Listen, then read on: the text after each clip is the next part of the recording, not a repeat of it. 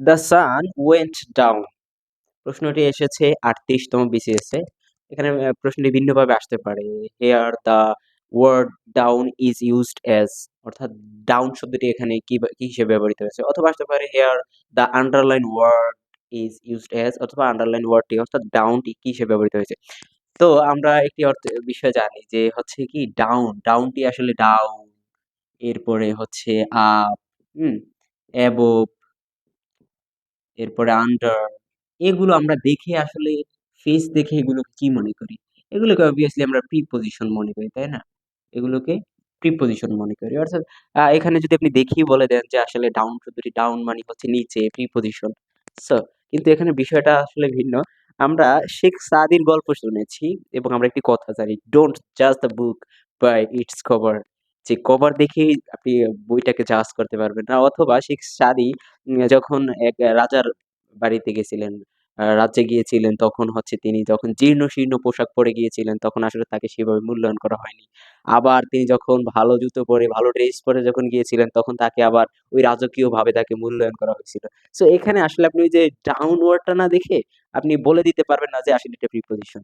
মূল কাহিনীটা হচ্ছে আসলে আ বলতে গেলে যে কোনো ইনট্রানজিটিভ ভার্বটি যদি ইনট্রানজিটিভ হয়, আমরা জানি ইনট্রানজিটিভ বলতে কি, যে সেন্টেন্সে ভার্ব অবজেক্ট গ্রহণ করে না। হ্যাঁ?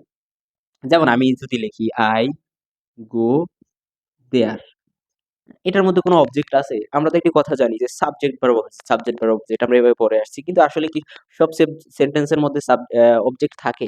না। মানে সাবজেক্ট, ভার্ব এরপরে যে অবজেক্ট থাকবে বিষয়টা তা নয়। সেখানে অ্যাডভার্বিয়াল থাকতে পারে, এক্সটেনশন ইত্যাদি থাকতে পারে।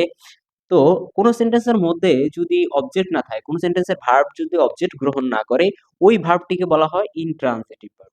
Intransitive verb. ওকে? আমি একটু বলছি।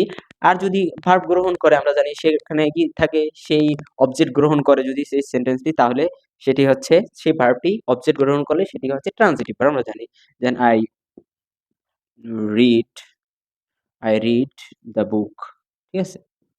এরকম যদি থাকে, এখানে কি বা কাকে দ্বারা প্রশ্ন করলে যে উত্তর পাই সেটি হচ্ছে অবজেক্ট। তাইলে আমরা এই সেন্টেন্সের মধ্যে অবজেক্ট পাইছি, এটি হচ্ছে ট্রান্সিটিভ ভার্ব, আবার এটি হচ্ছে ইন্ট্রান্সিটিভ। এখন কোন সেন্টেন্সের মধ্যে যদি অবজেক্ট না থাকে, অর্থাৎ ওই ভার্বটি অর্থাৎ ইনট্রান্সিটিভ ভার্ব হয় ওয়েন্ট ভার্বটির পরে যে ডাউন বসেছে সেটি অ্যাডভার্ব হিসেবে ব্যবহৃত হয়েছে।